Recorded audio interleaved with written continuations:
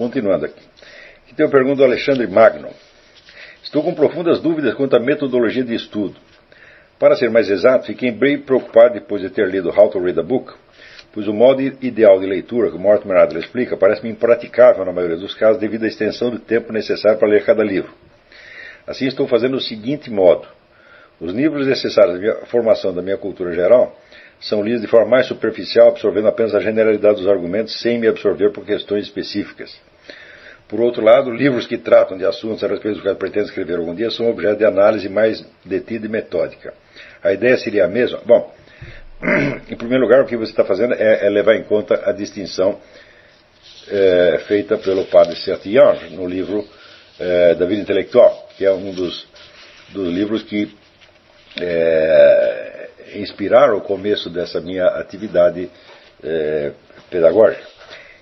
Ele distingue, eu não lembro exatamente os termos, mas em primeiro lugar, as leituras que são de ordem, vamos dizer, fundacional, coisas que são para, vamos dizer, fundamentar as bases da sua vida intelectual. Em segundo lugar, os livros de leitura informativa. Em terceiro, os de leitura inspiracional. E quarto, a leitura de pura diversão. Então é evidente que o tempo que você vai conceder a cada uma dessas leituras é dividido assim. A maior parte dos livros que eu leio hoje são leituras puramente informativas. Às vezes levo 3, 2 ou 1 dia para ler o livro. Leio e vou anotando rapidamente o que me interessa e pronto, acabou. Só volto àquilo quando precisar de uma consulta. Mas eu não posso fazer isso, por exemplo, sei lá, com a República de Platão ou com a Divina Comédia. Isso aí não dá. São livros que você vai ter que ler detidamente, às vezes voltar, fazer leituras repetidas em diferentes épocas da sua vida, etc. Agora, quanto ao método Adler, é importantíssimo você perceber que você não vai fazer o mesmo trabalho analítico com todos os livros que você lê. Você vai fazer com os 5 ou 10 primeiros, porque o método se automatiza. E daqui a pouco você acaba percebendo todas aquelas distinções assim rapidamente. O método não tem que ser repetido para... O Adler recomenda 100 livros, eu se fosse fazer a lista, faria a lista bem diferente, mas você não vai ter que repetir isso aí até o fim. O que ele está dando ali, vamos dizer, é o modelo do que seria um curso, tá certo, de leitura sistemática, né? Então no curso seriam realizados todas aquelas práticas para cada livro. Imagina ele um período de 5 anos para completar isso. Mas de fato não é preciso, e eu mesmo nunca fiz isso. Quer dizer, eu fiz uma vez, fiz 2, fiz 3, fiz 4, e aos poucos aquilo foi se automatizando de tal modo que não dava mais tempo de eu tomar notas. Tá certo? Mas, por exemplo, o primeiro exercício que ele dá, que é você perceber quais são as palavras que retornam, que portanto são os conceitos fundamentais do livro, né? Isso aí é claro que é uma coisa que se automatiza depois. Tá certo? Você não vai precisar ficar anotando tudo, né?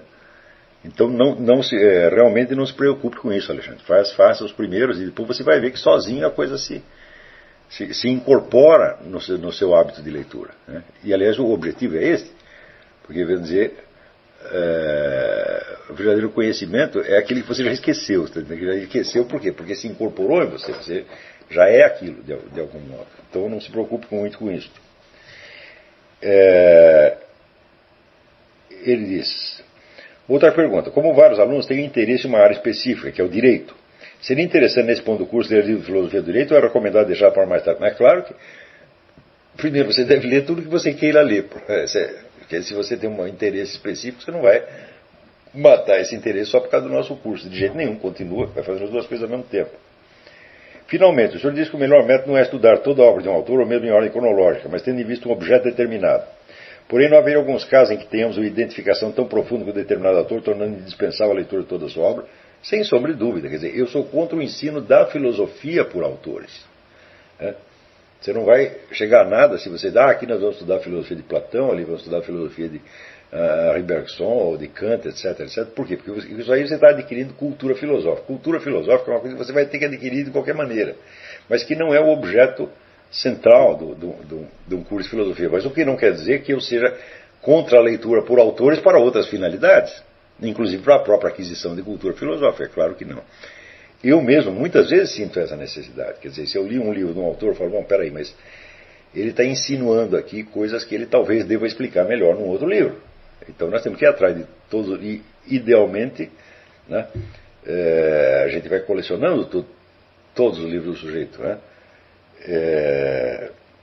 Isso não quer dizer que você vai ler todos em série, mas pelo menos você os tenha para que você possa voltar a eles quantas vezes for necessário. Né?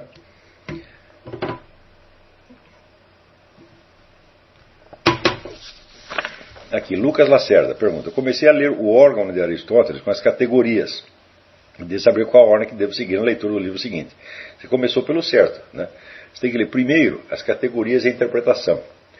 Depois você tem que ler dois livros que estão, vamos dizer, que não foram enxertados no órgão, mas que de acordo com a minha interpretação fazem parte funcional deles, que são a poética e a retórica.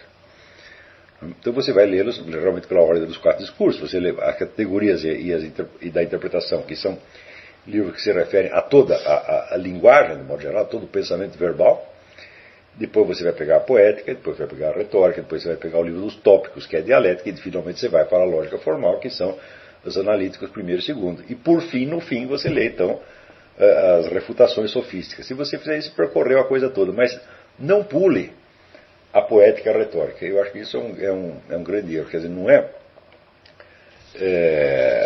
porque o primeiro editor dos escritos selecionou alguns trabalhos e colocou sob o rótulo de órgão, que, baseado na distinção entre o que ele chama obras teoréticas, obras práticas e obras produtivas, né, e colocou então a poética e a retórica no rol das obras práticas. Eu digo, bom, o fato de o livro concreto chamado Poética e Retórica ser uma obra prática não quer dizer que a ciência da poética não seja uma ciência teorética, que a ciência da retórica não seja, por sua vez, também uma ciência teorética.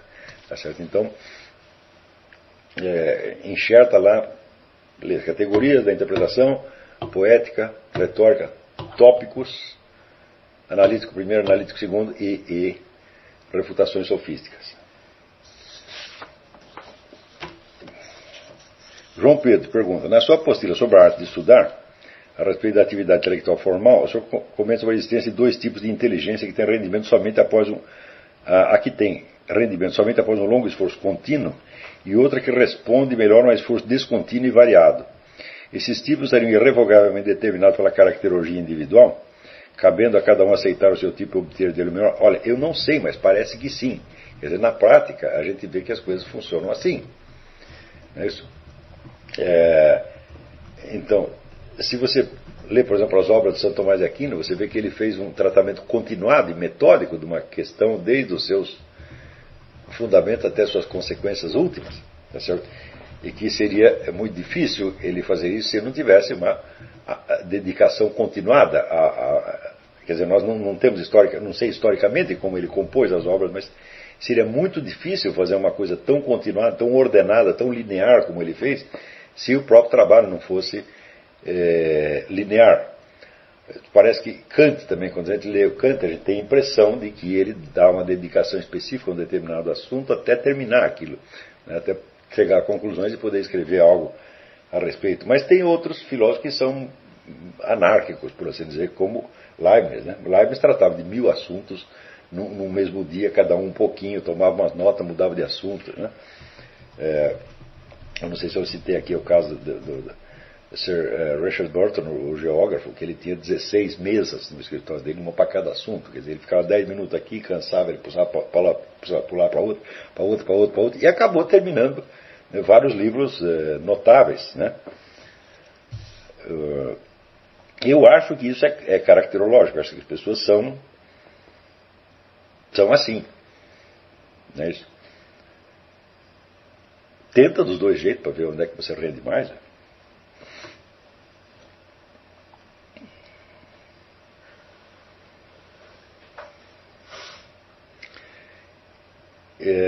Ele diz, quanto ao tipo... aqui isso é problema. Quanto ao tipo que necessita de longa e ininterrupta concentração, Como ele pode desenvolver uma atividade intelectual quando está submetido às exigências de um meio altamente dissipador e ainda tem as responsabilidades e exigências inerentes de um pai de família? Fala a resposta: eu não sei.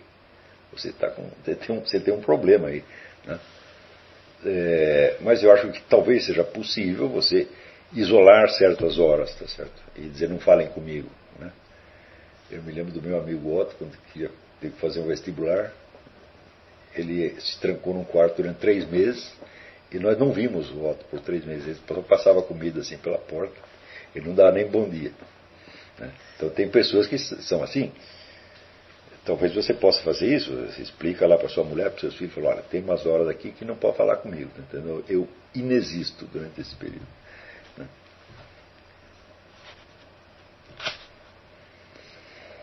E outra coisa, eu acho que hoje em dia as famílias, elas são muito exigentes, elas requerem atenção demais, você está entendendo?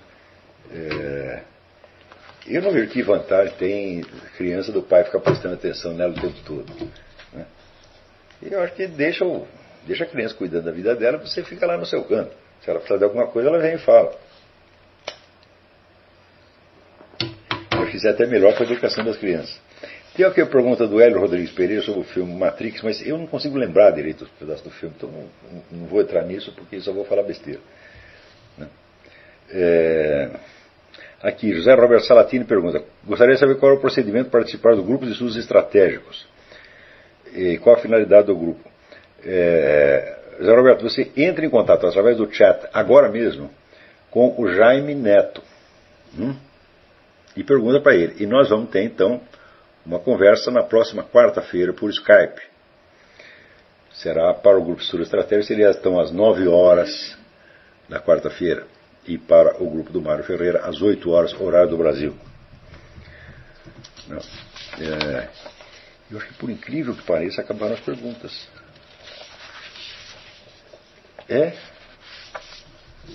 Olha, não deixei escapar nenhuma. Só a do Matrix, porque eu não lembro a história. Eu lembro pedaços soltos, então.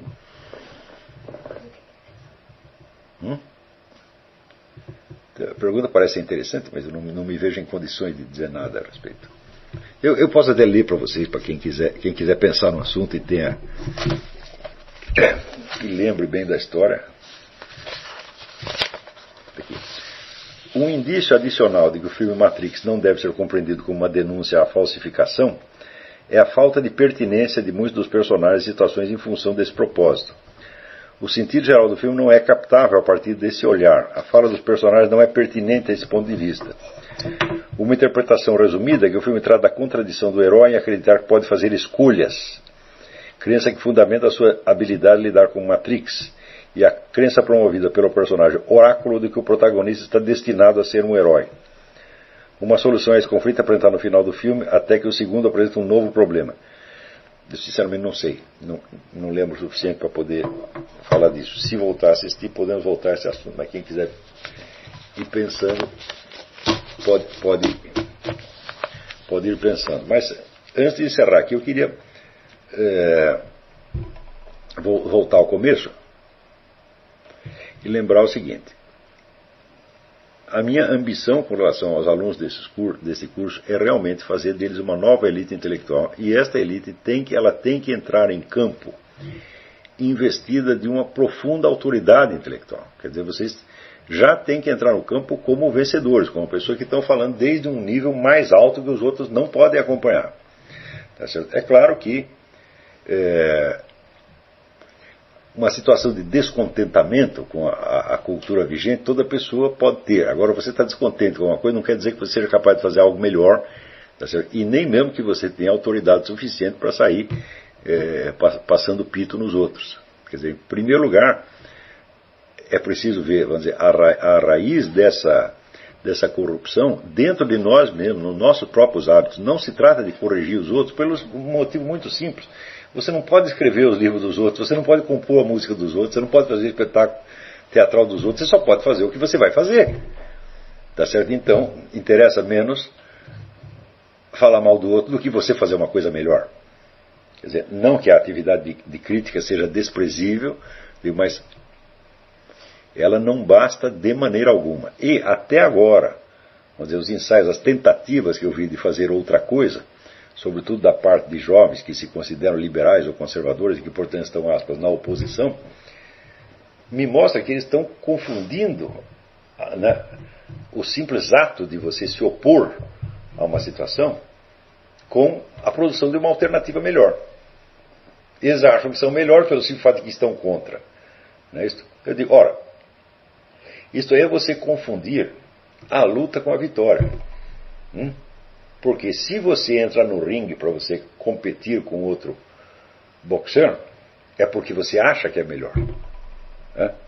Se você não achar que é melhor, se você acha que vai apanhar, você vai subir lá, só se for um idiota. Então, todo lutador que entra no ringue, ele acha que ele é melhor que o outro. Agora, quem é o melhor mesmo? Isso você só verá no fim. Tá certo? Então, eu acho que antes de você sair criticando, você tem que fazer alguma coisa. Não é isso? Então, note bem. A parte crítica do meu trabalho, ela aparece em jornal. Ela é constituída de artigos de jornal e de um programa de rádio. Tá certo? Mas, fora disso, eu tenho um trabalho pedagógico imenso. Tá certo? E tem vários livros publicados que de crítico não tem nada. Quer dizer, como o trabalho que eu fiz com Karpov, que eu fiz com Mário Ferreira, tá certo? O livro sobre Aristóteles, Os Jardins das Aflições, e inúmeros cursos que eu dei, como Teoria do Estado, etc. Então, seguinte, nós temos aqui um rol de realizações, tá certo? E é nisto que você, com isto que você tem que entrar em campo, tá certo? E não com meras críticas, né? Aqui tem mais umas perguntas. Otávio Cidelino Leite Neto. O curso está maravilhoso, obrigado. Sou um dos vários alunos atrasados. Acabei hoje de assistir a aula 47. E lá pela frente sortido o Zonde. A escolha faz seu destino. E cita 3 tipos de escolha: dos amigos, do cônjuge e da morte. Começa a falar da escolha dos amigos e logo para responder esta pergunta. Gostaria que o senhor respondesse o seguinte: como conciliar o preceito da amizade, assim como o senhor o formulou, com o segundo mandamento? Pergunto porque para mim é muito fácil viver como um avestruz. Não sinto falta de colegas, de festinhas e familiares. Ah, que sujeito abençoado. Exceção feita à minha mãe, mas ela mora comigo, então não é problema. Consigo ficar em casa quando pego os feriados 5 dias direto sem sair. Nem tampouco sentir falta das boçalidades da minha vida cotidiana. Agora estou no seminário, tenho a tendência a ficar mais desligado ainda no meio e em torno. Apesar de sentir falta de alguém para conversar. Bom, tem milhares de pessoas aí para você conversar no próprio seminário. Então,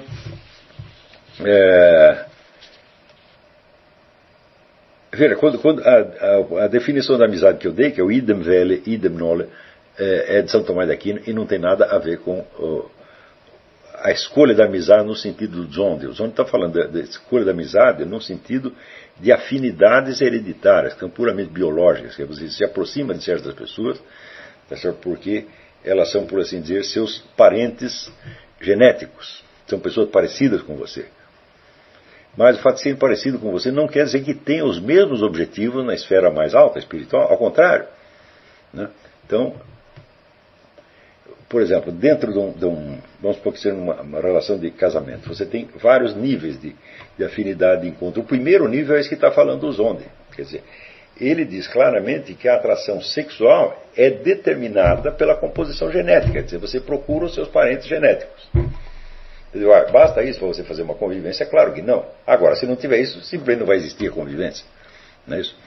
Quer dizer, você não vai querer, né, ir para a cama com a dona só por obrigação. Fala, não, eu não sinto atração nenhuma, não sinto nada, mas tem que ir. Fala, o que é isso?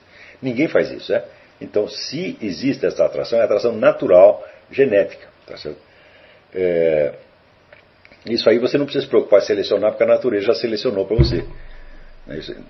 Mas isso é só o começo. Quer dizer, o próprio Zonde admite que esse nível genético de determinação do destino é só a primeira faixa, mas que tem outros em cima, né, que vai ter, vamos dizer, o ambiente social, o ambiente cultural, e finalmente o espírito, a liberdade do espírito. Quando São Tomás de Aquino define a amizade como querer as mesmas coisas, rejeitar as mesmas coisas, ele está falando já num nível espiritual que não é determinado geneticamente. Não é isso? E, sobretudo, ele está definindo a amizade e não o amor conjugal. Você, pelo amor de Deus, você não vai sair transando com todo mundo que você tem amizade. Não, nós queremos as mesmas coisas, rejeitamos a mesma coisa, vamos para a cama. Não vai fazer uma coisa dessa.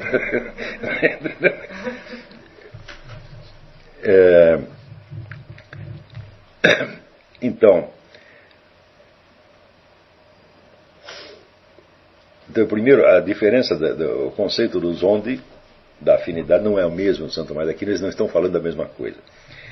Em segundo lugar, como conciliar isso com o segundo mandamento? Eu não vejo necessidade de conciliar, porque o segundo mandamento abrange isso aí.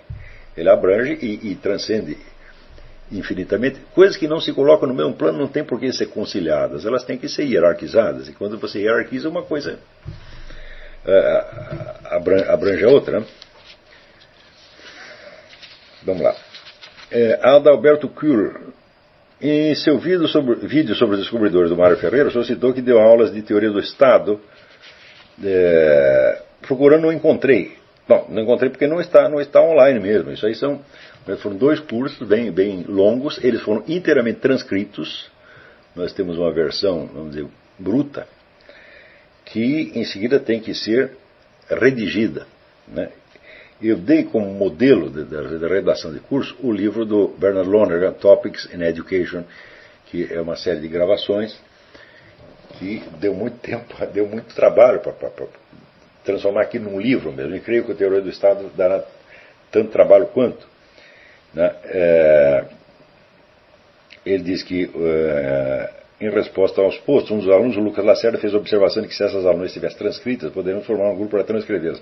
Não, elas estão transcritas, mas é aí que isso não é a solução do problema, isso é o começo do problema. Quer dizer, tem uma maçaroca de papel, vamos dizer, que repete mais ou menos a informalidade da exposição oral, onde você para uma sentença no meio, volta, começa de novo, né? E que transformado em escrito às vezes fica mais difícil ainda de entender, né? Então é preciso reduzir aquilo a um texto com começo, meio e fim, sem trair a hora da exposição e sem deformar completamente o estilo, o conteúdo e o estilo expositivo. Então, o Silvio Grimaldo... O Silvio disse que já conversou com o Eduardo e que eles vão coordenar isso com o pessoal de Curitiba.